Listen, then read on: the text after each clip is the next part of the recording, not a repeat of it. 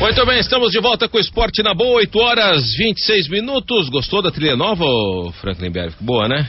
A trilha nova do plantão também é boa, né? Gostei, eu vou saber hoje. Tava de folga quando criou a trilha nova. Não, sim. Não, é boa. Kia São Motors, você sabe onde quer chegar, na Ipiranga 7110. São 8h26.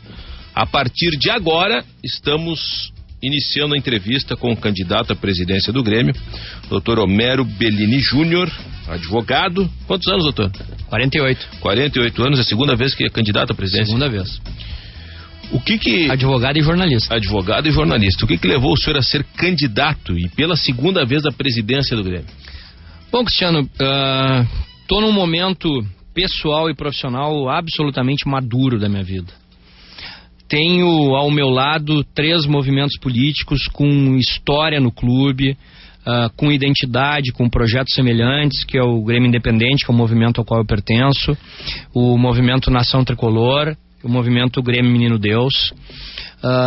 Tenho o MGI, o Grêmio Independente. Nós temos 10 anos de história. Essa vai ser a 6ª vez que há uma eleição presidencial no Grêmio, desde a existência do Grêmio Independente. Uma delas não houve eleição, porque houve uma aclamação do presidente Paulo Odoni. Nas outras 5 eleições, em 4 delas nós tivemos candidato. Candidato independente, sem a bênção de nenhum cacique, fazendo valer o nosso conceito, que é um conceito não personalista, mas um conceito da defesa de uma bandeira, de um projeto. E aliado a tudo isso, nós temos um grande projeto de gestão. Um projeto, inclusive, que eu já te entreguei em mãos, porque ele existe. Um projeto trabalhado há mais de 2 anos por um grupo de aproximadamente 80 pessoas divididas em comissões, abordando a exaustão e detalhadamente todas as áreas do Grêmio. Um projeto que desce a todos os detalhes e a todos os requintes. Um projeto que não é miraculoso, é óbvio, ele não é mágico, ele é extremamente factível. Basta vontade política, basta tu teres algumas coisas que para nós são fundamentais. Tu tens que ter paixão, tu tem que ter profissionalismo, tu tem que ter modernidade, tem que ter transparência. Por que paixão?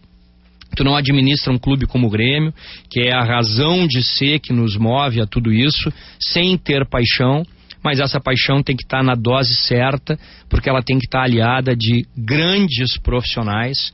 O nosso grande e primeiro investimento é na contratação de executivos de primeiro porte, buscados nas grandes empresas do mercado, porque o Grêmio nada mais é do que uma grande empresa que fatura entre 280 e 300 milhões de reais por ano, e como tal ele deve ser administrado. Esses executivos serão garimpados nas grandes empresas desse país, receberão uma remuneração compatível com a sua qualidade, ou seja, será sim uma remuneração bastante elevada, porque é assim que ganham os grandes executivos, os executivos que fazem a diferença, mas serão cobrados por atingimento de metas. Eles ganharão bem, mas eles terão que devolver esse ótimo salário em retorno financeiro para o clube. Esse projeto está aí na tua mão e nós temos a convicção plena, absoluta, e aliás durante os minutos que nós vamos conversar aqui tu vais me ouvir falar várias vezes em 2 palavras: projeto e convicção.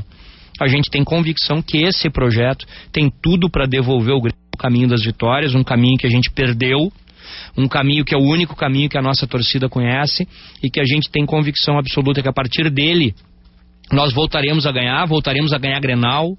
Eu quero muito ganhar Grenal, eu adoro ganhar Grenal, ganhar do Internacional tem um sabor diferente. Eu quero ganhar o Campeonato Gaúcho, eu quero ganhar tudo que eu puder, mas eu acredito que eu não posso mandar no mundo se eu não mando nem dentro da minha própria casa, e a escada se sobe em degraus. O primeiro Grenal é o primeiro degrau, o Campeonato Gaúcho é o segundo degrau, e com certeza depois que a gente recuperar de novo o gosto pela vitória, depois que a torcida do Grêmio puder de novo sair às ruas para comemorar conquistas, que ela puder botar faixa no peito, taça no armário, depois que tudo isso acontecer, os próximos passos e as vitórias maiores, elas com certeza virão com maior tranquilidade. Candidato Homero Bellini Júnior,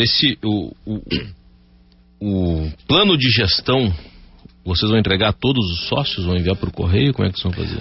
O plano de gestão ele já está disponível há bastante tempo na nossa página do Facebook. A página Grêmio por Todos, Homero Bellini, presidente. Já está lá e é importante, Cristiano, até o teu questionamento, porque por que nós nos lançamos com tanta antecedência? Eu já sou candidato há 25 dias. E isso tem uma razão clara. Isso era para demonstrar o seguinte: independia para nós qual seria o nosso adversário no embate eleitoral e independia para nós os resultados de campo. O que a gente queria era ter tempo, o maior tempo possível, para mostrar para o torcedor do Grêmio, para o associado do Grêmio, o conteúdo do nosso projeto, para dar transparência a esse projeto, para que o associado pudesse interagir com isso, pudesse sugerir, pudesse criticar, pudesse se manifestar, e é isso que a gente tem feito desde o início do lançamento da nossa candidatura. Esse projeto será, além da disponibilidade que ele está sendo feita desde o início na nossa página do Facebook, ele será nesse folder que está na tua mão, que na verdade não é nenhum folder, é um caderno. Porque é um número de páginas expressivo pelo conteúdo do projeto. Ele vai ser sim colocado à disposição de todo o associado. Candidato, hoje o senhor definiu a chapa? Exatamente, a nossa chapa está completa. Eu, candidato a presidente, o Antônio Carlos Maineri, ele não é um integrante da chapa, mas é um nome fundamental, que é o vice-presidente de futebol. E os 6 integrantes do Conselho de Administração, o Eduardo Cosa Magriço, ex-presidente do Conselho Fiscal do Grêmio, ainda integrante do Conselho Fiscal, conselheiro do Grêmio desde 2010, hoje pai do Rafael. Eu mando um grande abraço pro Magriço e pra Dani. Hoje nasceu o Rafael. Parabéns, Eduardo Magriço. O Fernando Hackman Rodrigues, advogado, pessoa com grande envolvimento no Grêmio, conselheiro desde 2007, renovou seu mandato agora, um homem com história política no clube, com participação nas comissões estatutárias e legais. O Ayrton Ruschel, conhecido de todos, já candidato também a presidente do Grêmio, um homem com passagem em pelo menos 4 administrações do Grêmio na área de finanças, auxiliando profundamente. O Juarez Eichel, um homem que também tem uma história política no Grêmio, é conselheiro há mais de 20 anos, um homem extremamente combativo, leal, com história de clube. O Dr. José de Jesus Peixoto Camargo, mais conhecido até como escritor, como JJ Camargo. O Dr. José Camargo é, talvez hoje, o número 1 em pneumologia no mundo, um médico fantástico, admirado por todos, também um escritor, também um palestrante, um homem que agregará muito à nossa chapa, foi conselheiro do Grêmio por muitos anos. E o último, Emerson Ferreira da Rosa, o Emerson, que foi jogador do Grêmio, que subiu para os profissionais do Grêmio com 17 anos de idade, que foi multicampeão no Grêmio, que saiu do Grêmio para ir para o Bayer Leverkusen, depois do Bayer Leverkusen jogou na Roma, na Juventus, no Milan, no Real Madrid, um homem com história de mundo, um homem extremamente culto, um ex-jogador, enfim, a gente buscou fazer uma chapa plurima, uma chapa com os mais variados conceitos e contrapontos, exatamente para que a gente possa levar adiante esse projeto de construção, de reformulação, de renovação de um Grêmio que para nós parou no tempo. Uma pausa porque tem uma informação importante, Franklin. O técnico do São Paulo, Muricy Ramalho, foi internado no hospital da capital paulista por taquicardia. Ele se sentiu mal após o treino de hoje no CT da Barra Funda e foi levado pelos médicos do clube para o hospital na Zona Sul.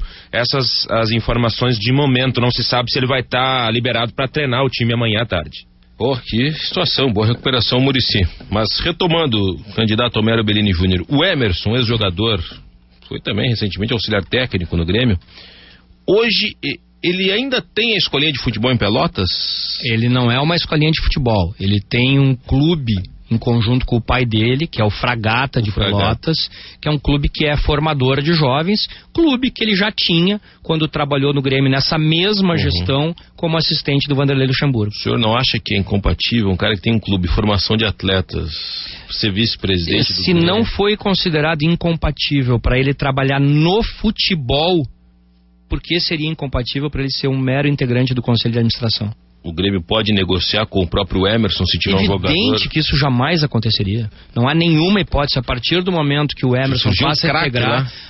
A partir do momento que o Emerson passa a integrar o Conselho de Administração, obviamente que o Grêmio jamais fará qualquer negócio com o Fragata. Isso é evidente. Mas eu repito, surgiu, daqui a pouco o jogador pode, ao invés de vir pro Grêmio, pode ir pro Inter. Não importa. Faz negócio. Não importa se fez uma opção clara. O Emerson é um homem que nos acresce em todos os sentidos. Ele abre portas em clubes de praticamente todo o mundo. O Grêmio hoje perdeu referência mundial. O Grêmio não consegue mais hoje fazer um jogo amistoso fora do Brasil em lugar nenhum. E o Emerson é um homem que nos abre muitas portas pelo simples telefonema, pelo seu contato pessoal, por toda a história que ele teve em vários clubes, em vários lugares do mundo. Isso é um acréscimo infinitamente maior do que eventualmente, pelo período de 2 anos, deixar de fazer algum negócio com o Fragata. Por que o senhor acha que o Grêmio chegou no ponto que está? Não conseguir fazer um amistoso fora, perder essa referência? Porque eu acho que o Grêmio parou no tempo como gestão. Acho que o Grêmio há muito tempo não é administrado como uma grande empresa que ele é. Aliás, talvez nunca tenha sido administrado como uma grande empresa, até porque ele foi se tornando essa grande empresa ao longo dos anos. Há 20 anos o orçamento anual do Grêmio era 30 milhões, hoje é 300. Há 20 anos o maior salário do Grêmio era dinheiro de hoje 15 mil reais. Hoje é 700 mil reais. Hoje as possibilidades de acesso à modernidade, a grandes profissionais, a amplitude do mercado, ela é muito maior e o Grêmio não evoluiu na nossa concepção. E vê bem, Cristiano, essa não é uma crítica que eu estou fazendo à atual gestão. Eu estou fazendo uma crítica de várias gestões. Acho que o Grêmio não soube ocupar espaço, perdeu força política, perdeu espaço no exterior. O Grêmio participava de torneios lá fora, quantos e quantos torneios. O Grêmio foi campeão do mundo, depois chegou de novo à final de um campeonato mundial, portanto teve exposição mundial e durante muito tempo aproveitou isso. Mas há pelo menos uns 10 ou 15 anos, eu não me recordo do Grêmio ter participado de absolutamente nada fora. Doutor Homero Bellini, o senhor participou da gestão de outros presidentes recentes, Alberto Guerreiro, o Maineri participou também de gestões recentes, Antônio Vicente Martins, que é um dos componentes do MGI, também participou recentemente da gestão Paulo Odoni, Ayrton Ruschel, da mesma situação, Juarez Eichel também. Vocês não contribuíram para que o Grêmio chegasse nesse ponto que está agora? Eu costumo dizer o seguinte, Cristiano, quem movimenta é quem tem a chave. Quem tem a chave é que movimenta. Até porque os presidentes anteriores, eu tenho muita convicção que a gente vai ganhar a eleição. Eles administraram o Grêmio dentro de um conceito completamente presidencialista, onde quem manda e decide é quem tem a chave na mão. O nosso conceito não é esse. O Estatuto do Grêmio mudou para que tu elegesse uma chapa. A chapa é composta de 7 pessoas. Qual foi a razão da mudança estatutária? Foi para diluir a responsabilidade do presidente, para que ele pudesse dividir tarefas e dividir as decisões. É assim que nós entendemos, mas nunca foi assim. Portanto, no Grêmio, sempre quem decidiu foi quem tinha a chave. Claro que quando tu participa de alguma gestão, e eu não vou tirar o meu corpo fora, e com certeza todos esses companheiros também não o fariam, tu és partícipe de tudo, do bom e do ruim, sem dúvida nenhuma. Agora, é inegável que quem tem força, influência clara para permitir mudanças é realmente quem detém o poder e quem detém o comando. O senhor vai ser um presidente, então, que não vai ser um centralizador. Mas sem dúvida, não é a minha característica. Eu sempre fui um homem, na minha vida profissional, em todos os setores, com capacidade de delegar, com capacidade de ouvir. Óbvio que eu sei perfeitamente bem que a responsabilidade maior é minha, a exposição maior é minha, e óbvio que eu sei que há algumas circunstâncias em que eu vou ter que avocar para mim a decisão. Isso é evidente e sempre vai acontecer. Mas as decisões fundamentais, as relevantes, as importantes, elas serão discutidas por esse grupo todo.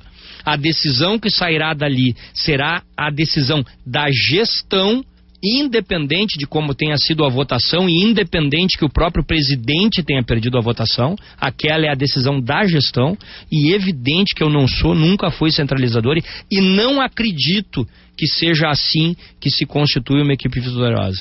Bom, o departamento de futebol, a cargo, o vice de futebol Antônio Carlos Maineri, conhecido de todos os gremistas, mas tem que ter um diretor executivo de futebol. O senhor já tem esse nome? Primeiro que quem vai decidir tratar dessa questão é o Maineri, não só a questão do executivo de futebol, como a questão do diretor político que vai trabalhar ao lado dele. Ele já decidiu que ele terá um assessor de futebol também político, e essas questões, esses nomes, tudo isso é uma decisão exclusiva do próprio Maineri. Claro, óbvio que ele vai conversar comigo, vai discutir comigo, mas como são pessoas que terão... O senhor vai ter o poder do veto, né, se o senhor não quiser o nome? Eu acho que quando tu confia numa pessoa, quando tu escolhes uma pessoa para ser teu vice de futebol, dá o segundo cargo em importância dentro de um clube de futebol. Quando tu escolhe essa pessoa, tu imagina que essa pessoa, porque eu conversei muito com o Maineri, tenha pensamentos idênticos aos teus e muito semelhantes. Razão pela qual certamente ela não apresentaria nenhum nome que merecesse o meu veto. O Grêmio sai momentaneamente, Cristiano, do G4 do Campeonato Brasileiro. O Atlético Mineiro abre o placar para cima do Santos numa cobrança de falta do Diego Tardelli. A bola acabou até raspando num jogador dentro da área, mas o gol foi do Tardelli mesmo. 11 do primeiro tempo no Independência, Galo 1, Santos 0. O Galo tem 40 pontos, mesma pontuação do Grêmio, mas está à frente no saldo de gol. Candidato Homero Bellini Júnior, Antônio Carlos Maineri, pelo que o senhor já conversou com ele, vem conversando, ele está atualizado do atual momento do futebol brasileiro e mundial? Completamente atualizado. O Maineri é um daqueles loucos por futebol que assistem o jogo. Esses dias eu fui ligar para ele uma segunda de noite, não me lembro que assunto eu fui conversar com ele, e ele estava assistindo News Old Boys e acho que era Racing. Eu disse, Tati, eu não acredito que tu tá assistindo isso. E ele disse, cara, eu sempre fiz isso e é exatamente por isso que ele é um homem atualizado. E ao mesmo tempo que ele é um homem atualizado e entendedor de futebol, ele tem experiência de vestiário. Tu sabe muito bem, tu tem uma convivência com o jogador, tu tem que saber lidar com o jogador, tu tem que ter experiência para saber tratar com o jogador, tu tem que saber a hora de ser duro, a hora de fazer um afago, e o Maineri é um homem que tem totais condições para isso. Quem o senhor vê hoje no mercado do futebol com o perfil para ser gestor do futebol do Grêmio? O Maineri vai ser o vice-político, mas o diretor executivo de futebol do Grêmio. Um exemplo, uma referência. Não vou me manifestar sobre isso, Cristiano, tu me desculpa. O Grêmio tem um diretor executivo que está lá trabalhando, meu querido amigo, e eu não vou me manifestar sobre essa possibilidade. Acho que são comentários que não agregariam em nada. Pode continuar, né? O Rui é um ótimo profissional, me dou muito bem com ele. Acho que é um comentário que não tem porquê. Ele está fazendo um ótimo trabalho. Não há porquê falar sobre hipóteses nesse momento que eu acho que não contribuiriam em nada para o clube. Claro, eu estou aqui na página do futebol, no planejamento, porque é o clube de futebol, o carro-chefe é o futebol. E está aqui, diagnóstico atual. Política de contratação vinculada a resultados de campo. Aos resultados de campo. O que é isso? Isso é o seguinte, Cristiano. Tu tem que ter convicção em futebol. Vamos voltar para aquela palavra que eu falei. Nós tivemos nos últimos 2 anos 4 treinadores. Nenhum deles tem qualquer espécie de identidade um com o outro. Eles são profissionais completamente diferentes. Isso me denota, para começar, uma falta de convicção sobre o que eu penso de futebol. Eu imagino que tu tenha que buscar treinadores que se alinhem com o teu pensamento a respeito de futebol. A partir daí, tu vais construir junto com o teu treinador um perfil de jogadores que comporão o teu plantel. Teu plantel de 25 jogadores, digamos assim. Tu vai construir um perfil de jogadores. Vamos admitir, nós chegamos à conclusão que o Grêmio precisa de um atacante de velocidade pela direita. Tá bem, esse é o perfil que nós queremos do atacante de velocidade pela direita. E os nomes, é o Cristiano, é o Franklin, é o Rodrigo, eu elenquei 5 nomes. E tô começando de cima para baixo. Aí aparece o empresário W e diz pra mim, tia, eu não tenho o atacante de velocidade pela direita que tu quer. Mas eu tenho um atacante pela esquerda, que ele é mais lento, mas que ele compõe um meio, mas ele tá dando sopa no mercado. Aí eu trago esse cara, porque ele tá dando sopa no mercado. Mas ele não tem nada que ver com a montagem de plantel que eu tô organizando. Não seria um negócio de ocasião? Mas o negócio de ocasião, ele tem que ser feito em cima do teu conceito de montagem de plantel, senão eu vou acumular 10 jogadores sem função para aquilo que eu penso do meu futebol. Então, claro que futebol é feito para ganhar, mas para tu ganhares, tu tem que ter política de futebol. Tu tem que saber o que tu quer, que tipo de jogador, que perfil de jogador, que identidade ele tem com o clube. O Grêmio tem que voltar a ter identidade, também identidade. O senhor falou em relação aos treinadores, na última eleição o senhor, quando candidato, disse que se ganhasse manteria Luxemburgo. Verdade. Esse é o perfil de treinador que o senhor quer? Não, é diferente. Naquela ocasião, o Luxemburgo vinha de um trabalho extremamente vitorioso e tinha devolvido ao Grêmio coisas que para mim são imperiosas em futebol. Ele tinha devolvido a identidade. Eu costumo chamar o seguinte, Cristiano, cara de Grêmio. As pessoas, algumas ficam bravas comigo, tu vem com essa bobagem, isso aí não existe cara de Grêmio. Não, eu acho que existe. O Grêmio tem uma cara de jogar futebol que foi a cara vitoriosa de todas as vezes. Todas as vezes. Chegou a dar essa cara? Eu tenho convicção que sim. E mesmo especialmente durante o segundo semestre daquele ano, ele deu cara de Grêmio. O Grêmio era um time... Qual é a cara de Grêmio? Só para eu concluir. É a cara de um time extremamente combativo, um time indignado com a derrota, mas ao mesmo tempo um time com qualidade, um time organizado tática e tecnicamente, porque o Luxemburgo é um grande treinador, na minha concepção de futebol. Qual é o problema do Luxemburgo? A partir de um determinado momento, e isso aconteceu no primeiro semestre do ano passado, ele perde o foco.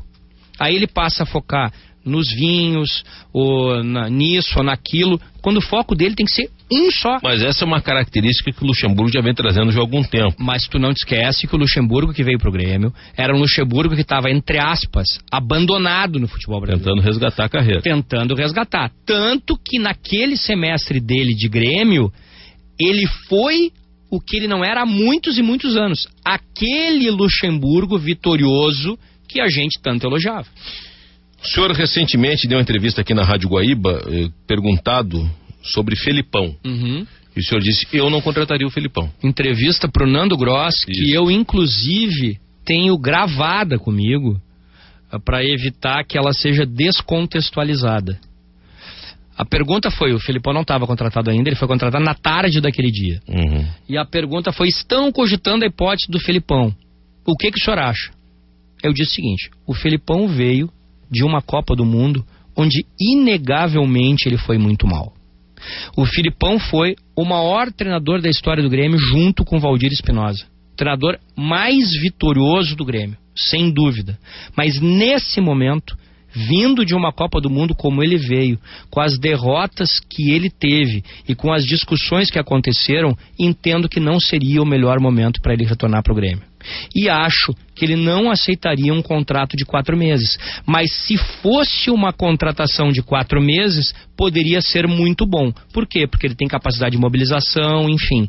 Mas a minha resposta, eu repito e ratifico.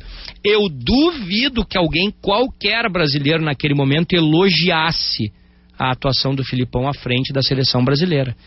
A minha manifestação foi pontual sobre o Felipão na Copa do Mundo que tinha acabado de se encerrar. Eu não sou nenhum imbecil de achar que o Felipão é um mau treinador e dizer que eu não quero o Felipão como treinador do meu time. A referência específica foi pontual àquele momento por força do passado muito recente que era a Copa do Mundo. Tem muito. Com isso eu estou dizendo, só para concluir, que o Felipão é o treinador do Grêmio, está fazendo um ótimo trabalho, está devolvendo a identidade de Grêmio, que é essa que para mim é tão importante, portanto é a menor das preocupações que eu tenho com relação ao Grêmio é o treinador. O senhor, ganhando a eleição, o senhor mantém Felipão? Acabei de dizer, a menor das preocupações que eu tenho. Só tem uma hipótese disso não acontecer. O Felipão entender que não deve trabalhar conosco porque eventualmente não se agrada do nosso projeto. Aí é uma decisão dele. E como é que o senhor imagina que seria o relacionamento do Emerson, que foi jogador do Felipão? Hoje o Emerson seria o chefe do Felipão? Não, primeiro que o chefe do Felipão, entre aspas, é o vice de futebol. Mas não são todos os gestores? É o vice de futebol. Quem lida com futebol, você não vira uma bagunça. Vira uma bagunça. Tu trabalha numa empresa, tu não tem 10 chefes, tu te reporta para uma pessoa. Qualquer empresa organizada é assim, tu te reporta para uma pessoa. Num clube de futebol, as pessoas do futebol elas se reportam ao vice-presidente de futebol, o diretor executivo e o diretor político, mas especialmente ao vice de futebol, e em segundo momento ao presidente do clube. Senão vira um banzé. Senão cada um vai dizer uma coisa, cada um vai querer mandar uma coisa e tal. O assunto Emerson e Filipão é um assunto completamente superado. Mas o Emerson, pela experiência que tem, não vai palpitar no futebol também? Olha, eu não vejo nenhuma razão para ele fazer isso. Agora, se for chamado a palpitar, será pelo próprio treinador. Não vai ser o Emerson, que eu conheço suficientemente. O Maineri que pode vai chamar. Lá... Bom, o Maineri pode chamar e só o fará já tendo previamente conversado com o treinador, porque o Maineri é um homem que sabe trabalhar em parceria. Ele não vai impor goela abaixo de ninguém a presença de alguém que eventualmente pudesse ser indesejável. Muito bem, 8h52. Vamos até às 9 com o candidato Homero Bellini Júnior. A partir de agora, o 3215-6316. Léo Jorge está aí, ô Zuco?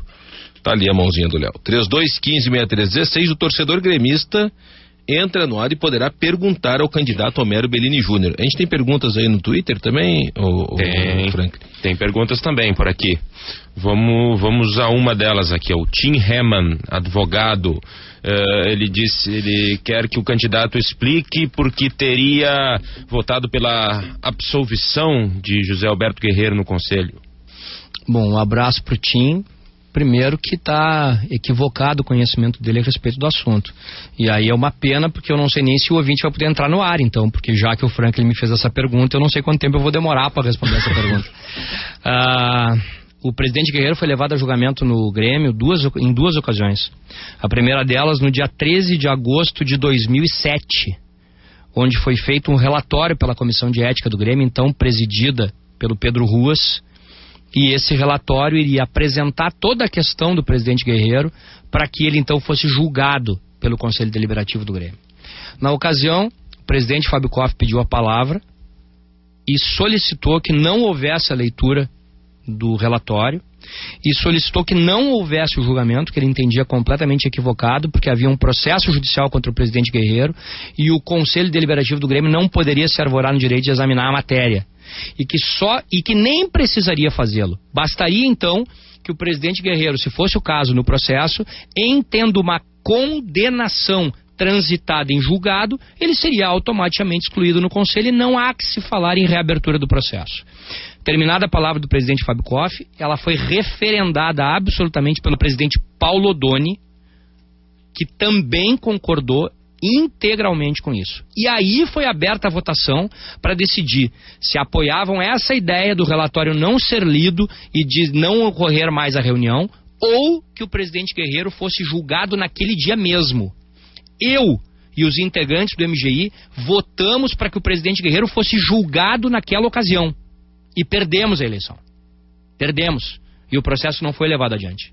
Isso consta de ata do Conselho Deliberativo do Grêmio, porque contra fatos não há argumento. É uma ata registrada no clube.